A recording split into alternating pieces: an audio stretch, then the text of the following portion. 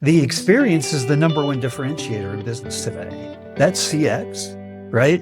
You brought it up. I wanted to underscore that, right? And that was another McKinsey report that actually said that the top performing, the top profitable companies, they looked at, analyzed, and CX was the number one differentiator.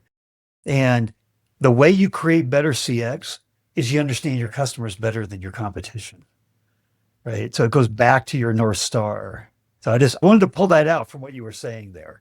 But you also talk about you've got to be really good at uncovering hidden opportunities, right? You've got to go looking for what isn't apparent and right there, right out in the open. Tell us a little bit more about that, these hidden opportunities in the process, that the way you're thinking about this. You're exactly right. And because, the metrics, I go back to that example that I alluded to earlier, where the metrics were all, green, green, green, you're number one, number two, all good. And then you have a conversation and you realize the places you can be better. But also what happens, see, we all know it's in particularly where the businesses I've been in, our average deal size are 10, 15, 20, 30 million annualized, and total contract value is much larger. So they're pretty complex deals and they're pretty complex processes. But when buyers engage with you, they don't engage and select you. It's pretty tough. It's a competitive place. And then once you start working with them, you have to mean more to them, mean more than you deliver today, but for the future. And, this conversation happens all the time at the organizations I've been. In the past, I remember a conversation around wallet share and somebody saying, hey, we have maximum wallet share. And you go, well, yeah. And as you peel the onion back, you realize, well, you have maximum wallet share in one line of business, but there are five others. And if we think about this, that means five other opportunities.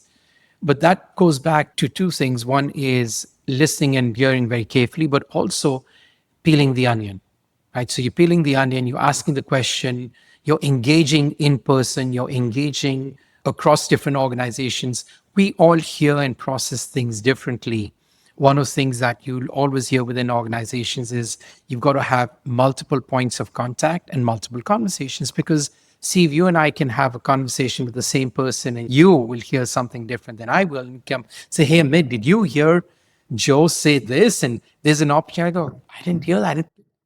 Right? So those multiple points of contact, hugely important, but it comes from engagement, right? It comes from engagement, whether it's a survey, less so, like I said, the verbatims, but more of that person to person engagement, back to listening really carefully and having multi levels of engagement, but then having the curiosity, right?